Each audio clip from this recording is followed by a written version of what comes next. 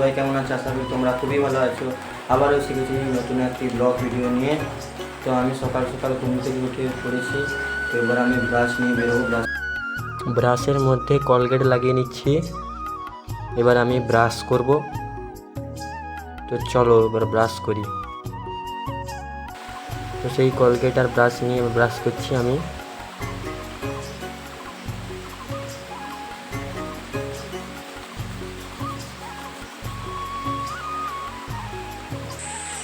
Hello বন্ধুরা, তো brush করার পর মা শরবত বানিয়ে দিল, তো শরবত খেয়ে নিচ্ছি।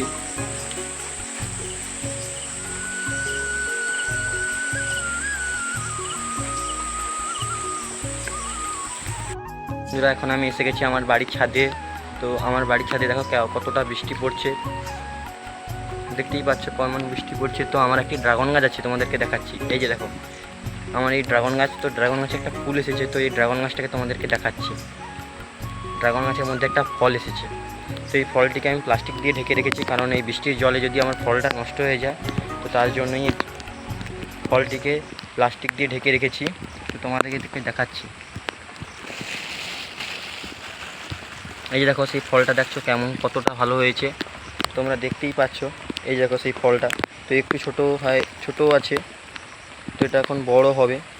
বেশি কিছুদিন হয়নি, তো 4-5 দিন মতন হয়েছে এই ফলটা।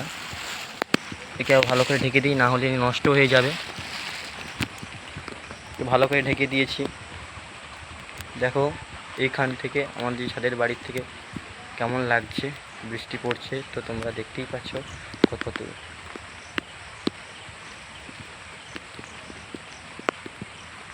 এই যে দেখো আমাদের প্যান্ডেলের সেই ডেকোরেশনের জিনিসপত্রগুলো। তো এগুলো বর্ষাকালে না যাওয়ার জন্য এরকমইভাবে লতা ঢেকে গেছে। তো এখন বর্ষাকাল, তো আমাদের এগুলোর ভাড়া এখন আসেনি। তো এলে এগুলো ভালো করে পরিষ্কার করা হবে, পরিষ্কার করে নিয়ে যাওয়া হবে।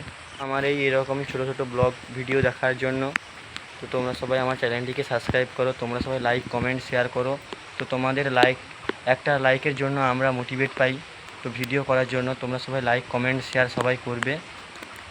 আর আমার এই চ্যানেলে জুড়ে থাকার জন্য আমার চ্যানেলটিকে সাবস্ক্রাইব করুন। তো ঠিক আছে, বাই। আবার একটি নতুন ভিডিও নিয়ে আসবো। ততক্ষণ তোমরা অপেক্ষা করো।